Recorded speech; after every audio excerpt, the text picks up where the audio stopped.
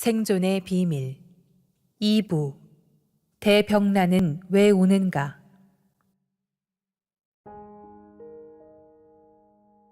인간이란 무엇인가?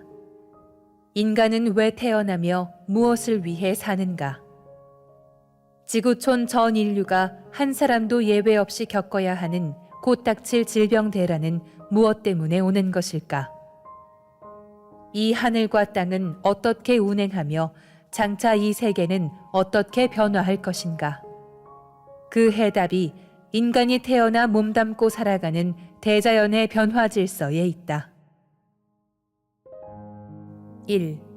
인간 고통의 근원은 선천은 상극의 운이라.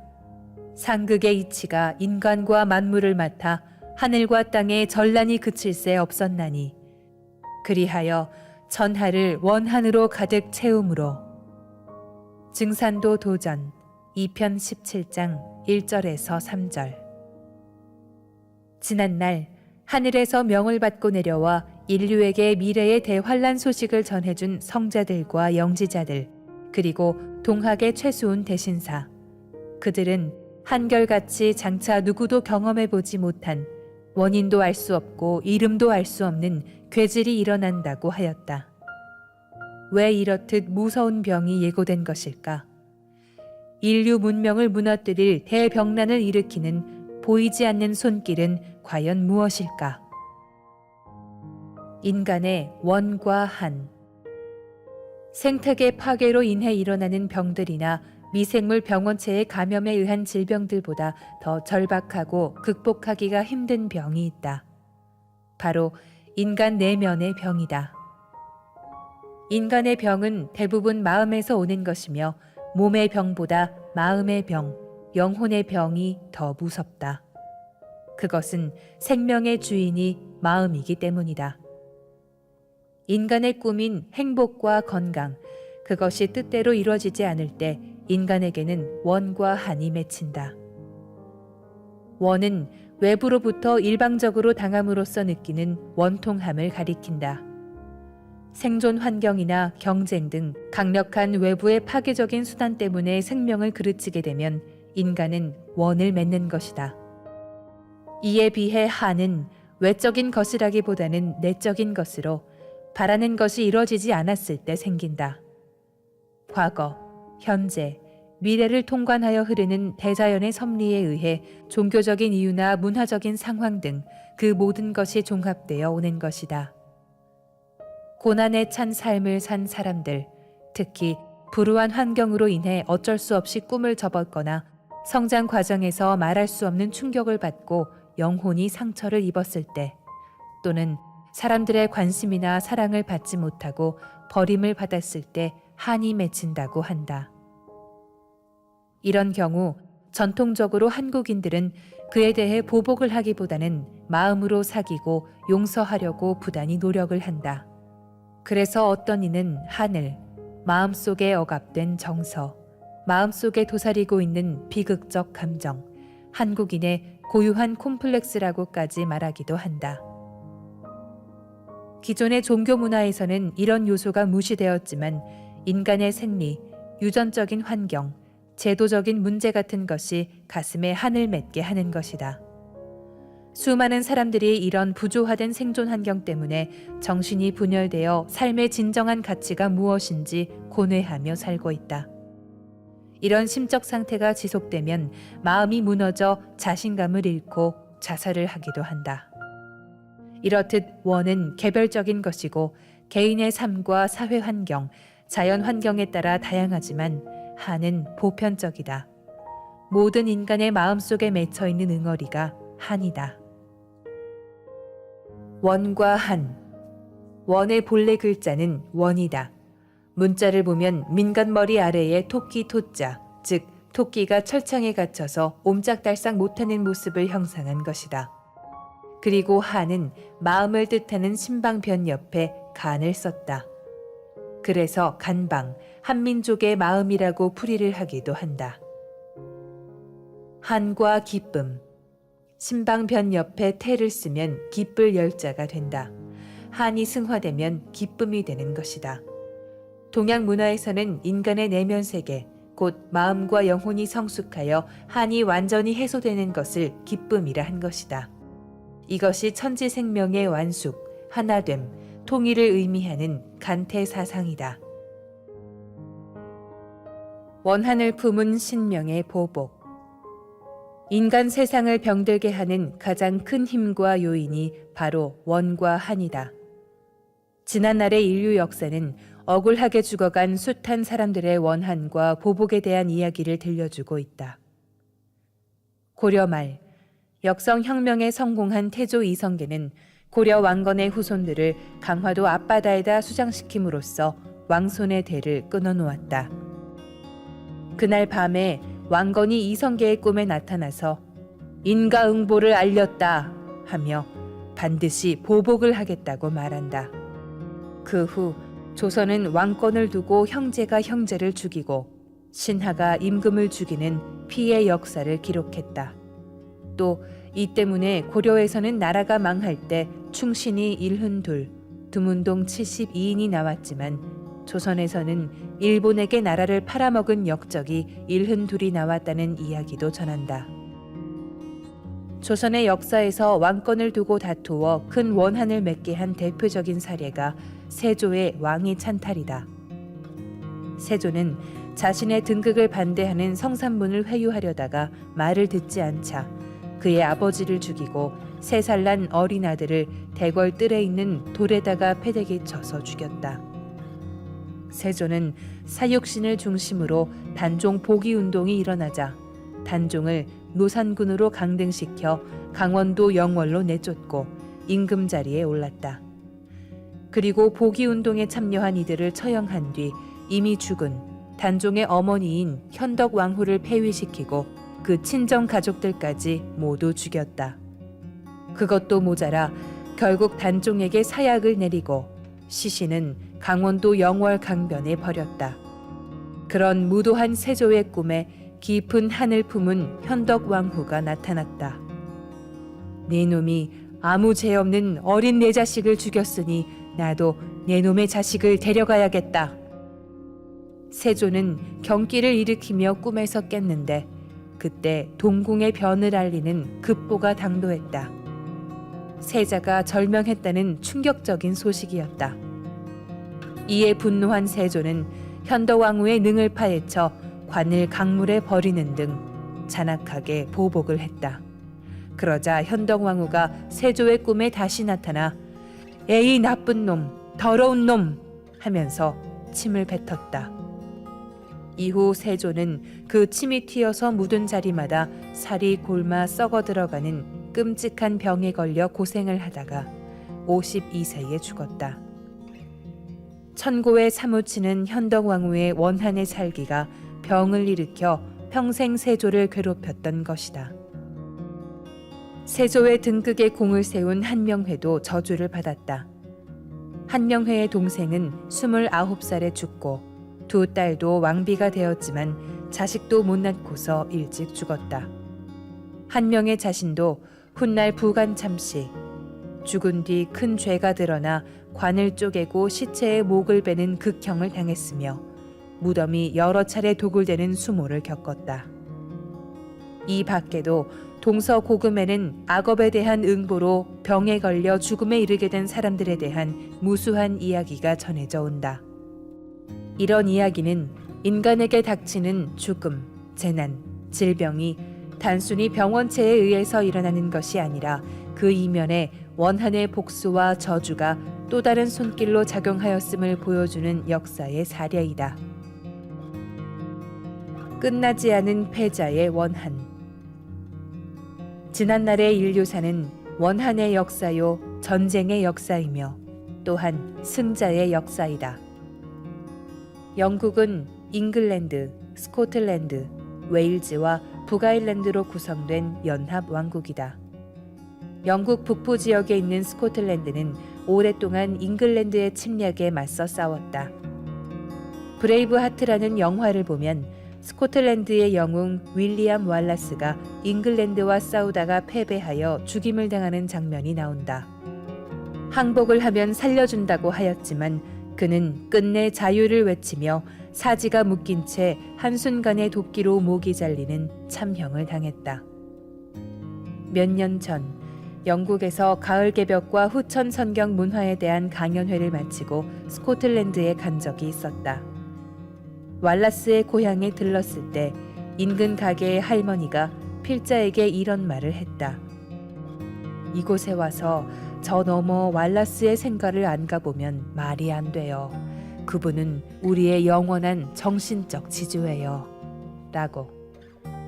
그들의 가슴 속에는 아직도 왈라스라는 영웅에 대한 자긍심이 놀라울 정도로 요동치고 있었다.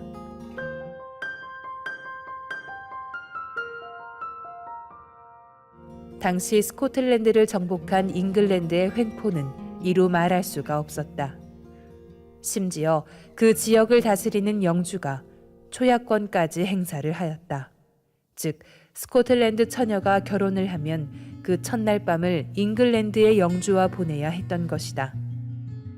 스코틀랜드 사람들의 고통과 분노를 한번 생각해보라.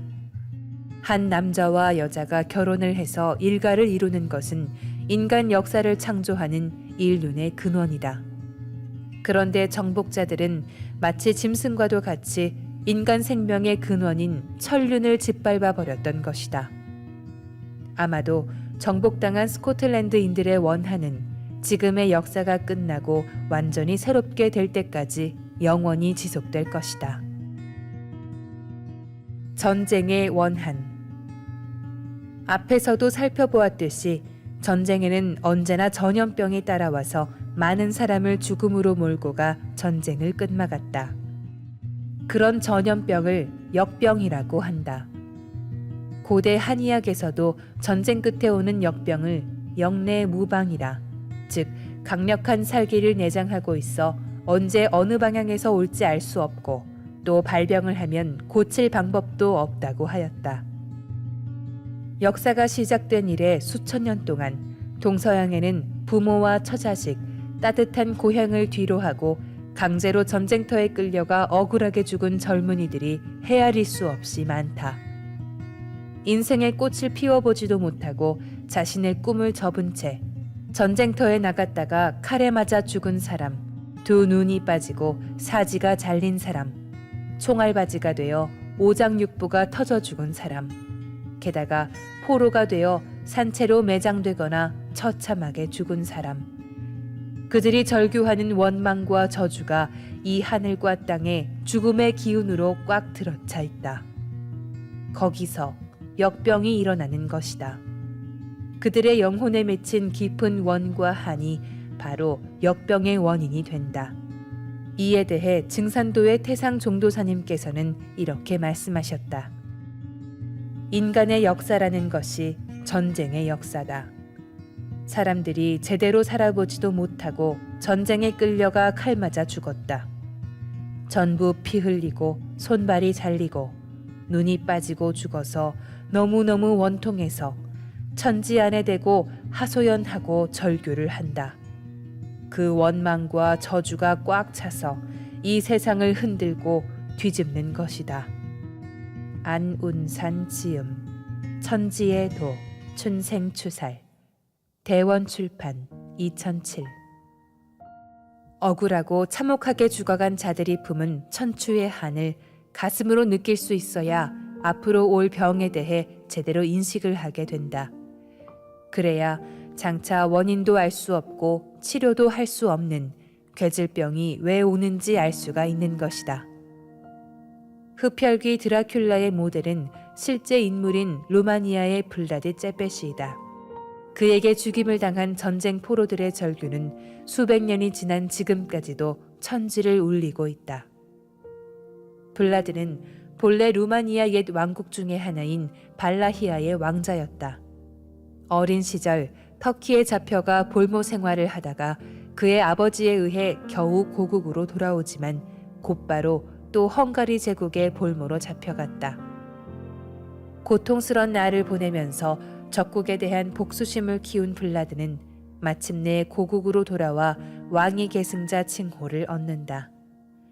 그 후 블라드는 터키와의 전쟁에서 승리하여 많은 적들을 포로로 잡았다. 그는 마치 보복이라도 하듯 포로들을 아주 잔인하게 처형했다. 굵은 가시가 박힌 큰 바퀴를 사람 몸 위로 지나가게 하여 온몸에 구멍을 내는가 하면 장대를 깎아 만든 창을 항문에 찔러 넣어 입으로 나오게 하였다. 그 참상을 한번 상상해보라. 블라드가 수백 년 동안 혐오스런 흡혈귀로 불리는 것은 이렇게 극한의 고통 속에서 참혹하게 죽어간 수많은 포로들의 저주 때문인 것이다. 한국의 근세사에도 일본 제국주의 침략을 받은 조선 땅의 젊은 처녀들이 거리에서, 빨래터에서, 일터에서 끌려가 처참하게 강간을 당하고 일본군들의 성놀이개가 되어 죽어간 피눈물로 얼룩진 역사가 있다. 나는 1920년 12월 28일 함경남도 풍산군 파발리에서 태어났다. 13살 되던 6월 어느 날 물을 기르러 마을 우물가로 갔다. 그때 일본군이 트럭을 몰고 나타났다.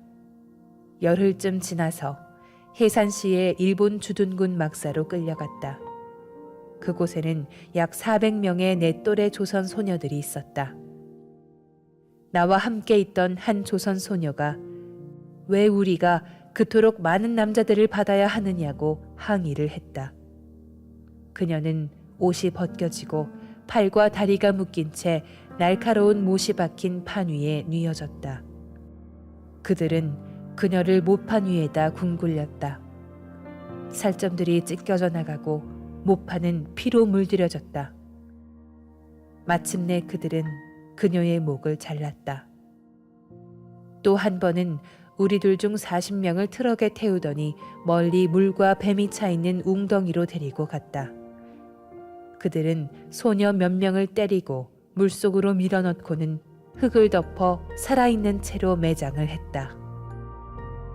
유엔 경제사회 이사회 인권위원회 제52차 회의 안건 내용 중 정옥선 할머니 증언의 일부. 일본군은 또 잔혹하기 이를 데 없는 인간 생체 실험을 강행하였다. 실험 대상이 된 사람을 마루타라고 불렀는데 마루타는 본래 통나무라는 뜻이다. 제2차 세계대전 당시 모든 면에서 열세였던 일본군에게는 새로운 병기가 필요했다. 그들은 생화학 무기를 만들기 위해 포로나 부상자, 병에 걸린 사람, 여자, 어린아이 할 것 없이 주로 중국인과 조선인, 산 사람을 도구로 사용하여 실험하였다. 예를 들면 물에 젖은 사람이 영하 몇 도에서 몸이 얼기 시작하는지 또는 산 사람의 배를 가른다거나 생화학 물질을 투여했을 때 어떻게 반응을 하며 얼마나 처절한 고통 속에서 죽어가는지 그 과정을 살피고 시간을 재었다.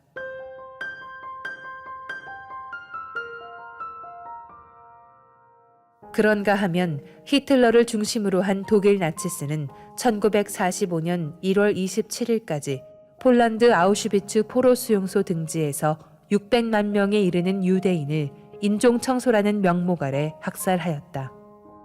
죽도록 노동을 시키고 힘이 소진되면 독가스실로 끌고 가 발가벗긴 채 죽였다. 그리고 그 증거를 없애기 위해 시체를 불에 태워 버렸는데 이들의 범죄는 인간의 폭력성, 잔인성, 배타성, 광기가 어디까지 갈 수 있는지를 극단적으로 보여주었다는 점에서 20세기 인류 최대의 치욕적인 사건으로 꼽힌다. 그 악마 같은 모습들을 한번 생각해보라. 그런 행위는 하늘도 노하고 땅도 노하고 천지신명이 용서할 수 없는 끔찍한 범죄가 아닐 수 없다. 전쟁이 터지면 그렇게 억울하게 죽은 수많은 사람들의 원한의 기운이 폭발하여 역병이 대발한다. 그래서 역병으로 전쟁이 끝나게 되는 것이다. 이것이 자연 법칙과도 같은 역사의 진실이다. 참혹한 역사의 현장 아우슈비츠 수용소. 독가스 학살 현장 내부에는 희생자들이 고통스럽게 죽어가며 남겨놓은 손톱 자국들이 아직도 선명하게 남아있다. 천지에 울려 퍼지는 원한의 곡소리. 전쟁뿐 아니라 동서양 역사에는 피지배자, 약자로 태어나 살다가 억울하게 죽어간 수많은 사람들의 원한이 있다. 그 가운데 16세기부터 약 300여 년 동안 노예로 살았던 흑인들의 원한은 너무도 크다. 아프리카 흑인 6천만 명 이상이 손발에 족쇄가 채워지고 코가 꿰인 채 바다 건너 유럽과 아메리카 대륙 등지로 끌려가 백인들의 노예 생활을 하다 죽어갔다. 영화 아미스타드를 보면 백인 노예상들이 흑인들을 배에 태우고 가다가 병이 들면 바다에 던져 참혹하게 죽이는 장면이 나온다. 백인들은 흑인 노예가 배반할 경우 귀에다가 말뚝을 박아 죽이는 등 잔혹하게 보복을 하였다. 사실 인류 역사를 돌이켜보면 어느 한때도 평등한 사회는 없었다. 한국도 조선조 때의 엄격한 신분제도인 반상제도가 있었다.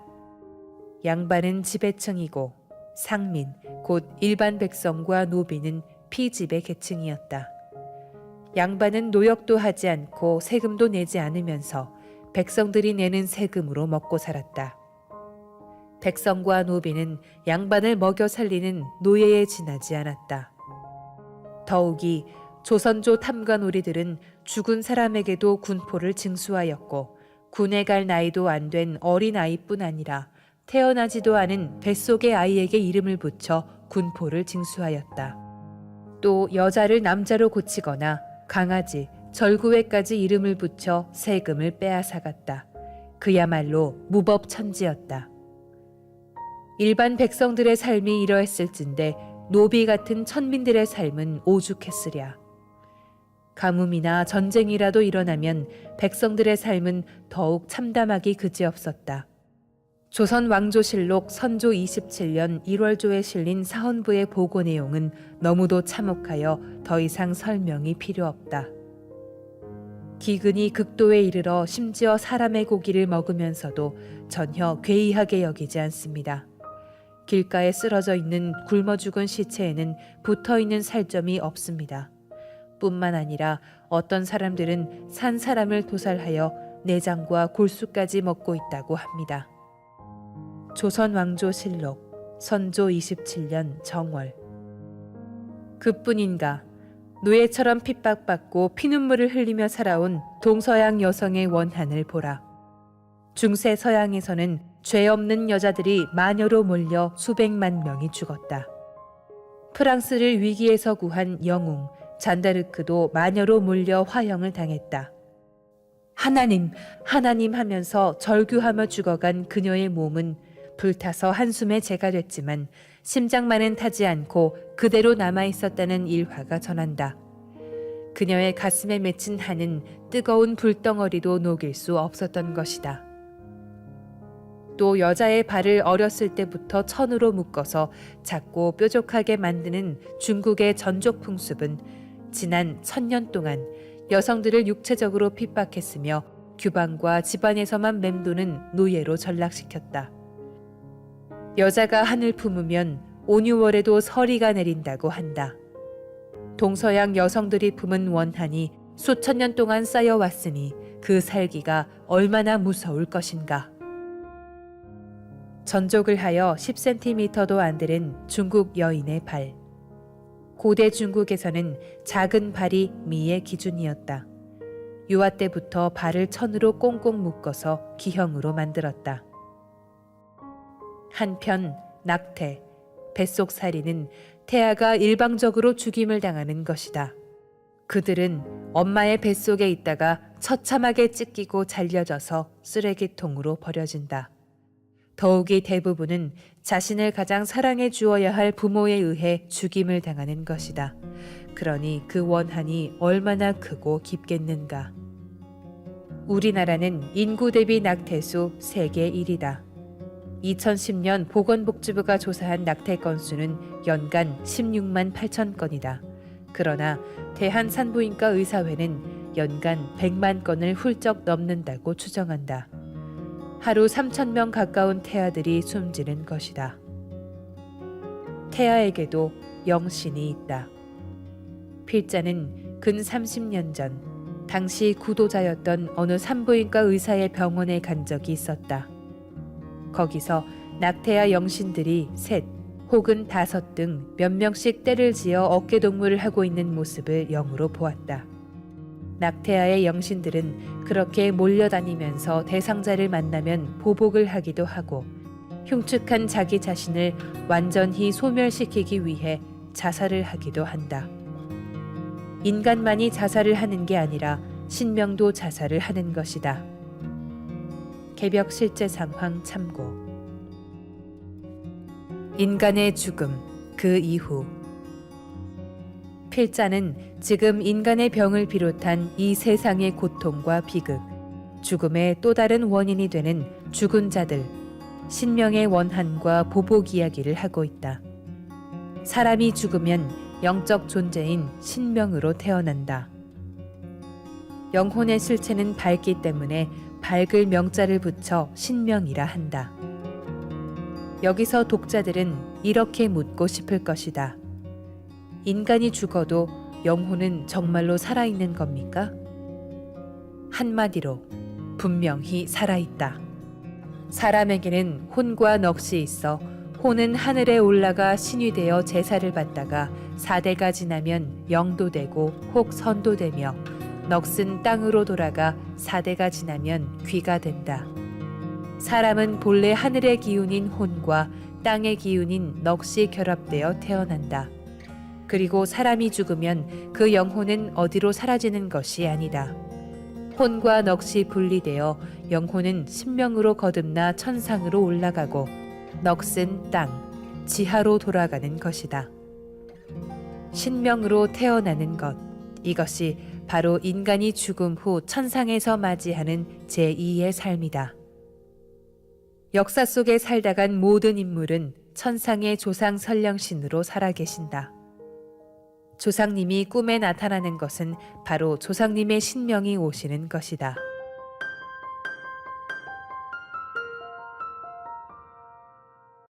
그런데 일방적으로 남의 모함이나 배신, 음모 속에서 억울하게 죽은 자의 영혼, 패배한 영혼, 상처받고 파괴되어 원한이 너무 깊은 사람들의 영혼은 신명으로 태어나도 천상으로 못 가고 구천을 떠돈다. 분노와 저주, 반드시 안갚음을 하려는 의식이 지속되어 끊임없이 보복할 방법을 찾아다닌다. 이러한 신명들을 척신이라 하는데 이들은 때로 자기에게 상처를 준 사람뿐만 아니라 그 자손들에게까지 복수를 하기도 한다. 비행기 추락사고, 교통사고, 갑작스런 화재, 가스 폭발 사고 등 이 세상에 일어나는 크고 작은 모든 비극적 참사는 척신이 행하는 것이다. 실제로 수행을 해서 영으로 그 실상을 들여다보면 척신들의 사연이 너무도 다양하고 엄청나다. 우주 속 비밀. 원과 한, 무엇이 문제인가? 도전과 응전의 법칙에서 보면 원과 한은 우리가 인내할 수 있고 책임질이 될 수만 있으면 자신을 새롭게 창조하고 인생을 위대하게 도약시키는 큰 힘으로 작용할 수 있다. 하지만 주어진 환경이 도전을 하기에 너무 어렵고 버거우면 생명이 무너지고 영혼이 파괴될 수 있다. 그리하여 자신을 포기하고 자살과 같은 온갖 극단적인 행위를 하게 된다. 개인뿐만 아니라 민족이나 종교의 경우도 마찬가지이다. 민족 분쟁, 종교 갈등 속에서 너 죽고 나 죽자, 너만 죽일 수 있다면 나는 죽어도 좋다는 비장한 각오로 뛰어드는 자살폭탄 테러 같은 것이 전부 원과 한의 극치에서 일어나는 복수극이다. 이로 인해 원이 원을 낳는, 영원히 해결되지 않는 피해 악순환이 지속되는 것이다. 원한의 기운이 뭉쳐지면 그 파괴력은 우리가 상상할 수조차 없이 무섭고 엄청나다. 무엇보다 가장 큰 문제는 이 우주 안에 있는 모든 것은 인간의 의식뿐 아니라 동물의 의식까지도 하나로 연결되어 있다는 점이다. 오래전 소련 과학자들이 이것을 실험하기 위해 전파를 차단한 육지의 연구실에 어미 토끼를 둔 채 새끼 토끼를 멀리 떨어진 바닷속 잠수함에 두고는 새끼 토끼를 한 마리씩 죽였다. 그리고 어미 토끼의 반응을 살폈는데 놀랍게도 새끼 토끼가 죽을 때마다 어미 토끼의 뇌파가 크게 변하는 것이었다. 또한 1959년 7월 29일 미국의 과학자들은 원자력 잠수함 노틸러스호를 잠수시켜 2000km 떨어진 메릴랜드주와의 사이에서 정신 감응을 실험한 결과 70%의 성공률을 보였다. 우주의 어떤 차원에서 생명의 의식이 하나로 연결되어 있음을 보여주는 단적인 증거이다. 세상을 파괴하는 마음 바이러스의 병원체. 최근 서양의 과학계에서는 미생물 바이러스와 같이 자기를 끊임없이 복제하면서 인간 내면의 마음과 일상의 삶에 영향을 주는 의식의 구성 요소에 대한 새로운 이론이 제기되고 있다. 이 분야의 전문가인 리차드 브로디가 전하는 핵심 내용은 우리의 일상생활에서 인간의 생각과 판단과 행동을 결정짓는데 마음 바이러스가 큰 영향을 준다는 것이다. 이 마음 바이러스의 최소 정보 단위를 밈이라 부른다. 밈이라는 단어는 1976년 이기적 유전자의 저자 리차드 도킨스가 사용한 데서 비롯되었다. 이 밈의 작동을 비롯한 상호 교류와 복제, 진화에 대한 연구를 미메틱스라 한다. 브로디는 바로 이 미메틱스가 인류 문명의 패러다임을 바꿀 것이라고 주장한다. 말하자면 오늘날 문명을 물질 중심에서 영성 중심으로 완전히 바꿀 수 있는 문화혁명의 중심 주제가 미메틱스라는 것이다. 마음 바이러스는 과연 어떻게 작용하는가? 본래 바이러스는 생물과 무생물의 경계에서 산다고 한다. 바이러스가 사는 환경은 첫째는 생물체, 유기체, 둘째는 인간이 만든 컴퓨터 프로그래밍, 데이터, 네트워크, 셋째는 마음과 환경, 생각이다. 세포와 컴퓨터에서 바이러스가 작용하듯이 인간 마음의 세계는 바이러스가 살아가는 또 다른 최적의 생존 환경이라는 것이다. 바이러스는 침투하기, 복제하기, 지시하기, 퍼뜨리기 등 4가지 본성을 갖고 있다. 마음 바이러스는 다양한 정보를 가진 밈으로 사람들을 감염시킴으로써 그 사람의 행동에 영향을 준다. 그리하여 바이러스가 침투할 수 있도록 돕는다. 밈에는 긍정적이며 밝은 것이 있는가 하면 인간의 마음을 파괴하는 부정적인 것도 있다.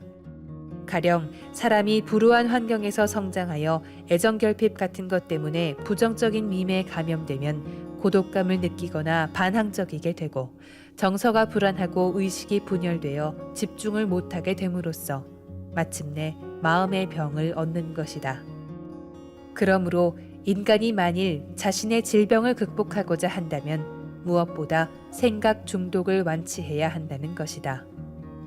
물질 중독, 도박 중독, 쇼핑 중독과 같이 생각이 부정적인 마음 바이러스에 감염되어 있으니 그것을 퇴치해야 병이 낫는다는 말이다. 스트레스 또한 모든 게 뜻대로 안 될 때 생활의 무게를 감당하지 못하고 받는 것인데 이것도 남에게서 받는 게 아니라 스스로 선택해서 생긴다는 것이다. 그러니 스트레스도 스스로 물리치면 된다고 주장한다. 긍정적이고 바람직한 정보를 전하는 좋은 밈이 천지에 퍼진다면 온 세계를 정화하고 멋진 세상으로 변화시킬 수도 있을 것이다. 하지만 지금 지구촌은 자연환경 파괴와 사회의 부조화와 불균형 때문에 인간 영혼의 순결을 파괴하고 마음의 원한의 상처를 주는 밈, 즉 마음과 영혼의 바이러스 병원체가 하늘 땅 사이에 꽉 차 있다. 인간의 내면과 문화 속 바이러스가 한꺼번에 폭발하여 온 인류를 공포에 빠뜨리는 대병이 대자연의 운명이나 역사의 발전 법칙에 의해 필연적으로 진행될 수밖에 없는 것이다. 이것이 장차 인류에게 닥칠 3년 질병 대란의 배경이다. 그렇다면 인류에게 좌절과 고통, 원과 한을 갖게 하는 이 세계의 불균형과 부조화는 과연 어디서 온 것일까? 부조화된 생존 환경으로 인해 억울하게 살다가 죽어간 신명들의 원한이 하늘과 땅 사이에 꽉 들어찼다. 자연에서 오는 바이러스와 부정적인 마음 바이러스가 하나로 얽히면 온 인류를 공포에 빠뜨리는 질병 대란으로 폭발하게 된다.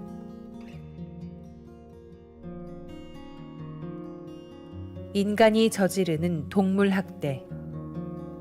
인간의 자기중심적 행위는 인간 사이에만 국한된 것이 아니다. 동물들에 대한 학대가 도를 넘었다. 그로 인해 동물들의 처절한 원한이 도끼를 양산하고 있다. 공장식 축산, 그 이면에는 너무도 끔찍하고 슬픈 이야기가 있다. 언론에 보도된 내용이므로 독자들도 이미 알고 있을 것이다. 미국에서는 하루에 약 10만 마리, 1년에 3,600만 마리의 소가 식용으로 도살된다. 그런데 어느 공장형 축사에서 사육되는 소들은 태어나면서부터 몸을 움직일 수조차 없이 빽빽하게 축사 안에 갇혀서 오직 먹이를 먹을 때만 고개를 밖으로 빼낸다. 그 소들은 24시간 내내 강렬한 불빛 때문에 잠도 제대로 잘 수가 없다. 사료를 주면 쇠창살 사이로 간신히 고개를 내밀어 먹이를 먹고 부어오르듯 퉁퉁하게 살이 찌면 도살장으로 끌려간다. 태어나서 한 번도 제대로 운동을 못하다가 죽으러 갈 때만 겨우 움직일 수 있는 것이다. 게다가 이러한 사실이 밝혀지기 전에는 병든 소들의 살과 뼈를 갈아서 만든 사료를 돼지와 가금류에게 먹이고 다시 이 돼지와 가금류의 살과 뼈를 갈아서 사료로 만들었다고 한다. 그 사료가 또 발암물질이 엄청나게 들어있다고 하는데 그것을 먹고 살찐 소, 돼지 등을 인간이 먹었다니 인간 생명이 어떻게 온전할 수 있겠는가. 조류 독감이 휩쓸던 2008년 수많은 가금류를 살처분하는 광경이 언론에 보도된다. 인간 생명의 안전을 위해서 살아있는 800만 마리의 닭과 오리를 포대자루에 담아 비닐을 깐 흙구덩이에다 넣고 횟가루를 뿌려서 죽였다. 수많은 닭이 살려고 발버둥을 치고 어떤 놈은 기어이 포대자루를 뚫고 고개를 내밀고서 꺽꺽거리는데 사람들은 무표정한 얼굴로 묵묵히 작업만 하고 있었다. 그로부터 1년 뒤 끔찍한 일이 일어났다. 전국에 닭과 오리를 매장한 지역이 1천여 군데인데 그게 다 썩으면서 오수가 흘러나와 그 주변의 지하수 대부분이 오염되었다는 것이다. 그런데 그 물을 각 가정에서 식수로 사용하고 있다. 인류 문명사에서도 소에게서 시두가, 말에게서 독감이 왔고 쥐에서 흑사병이 생기는 등 인간의 전염병 가운데 70% 이상이 동물들에게서 왔다. 이기적인 인간 중심 사고에 빠져서 무자비한 방식으로 얻어낸 동물의 고기와 우유와 계란이 앞으로 인간에게 더욱 심각한 질병을 가져다 줄 수 있다는 것을 깊이 생각해 봐야 할 것이다.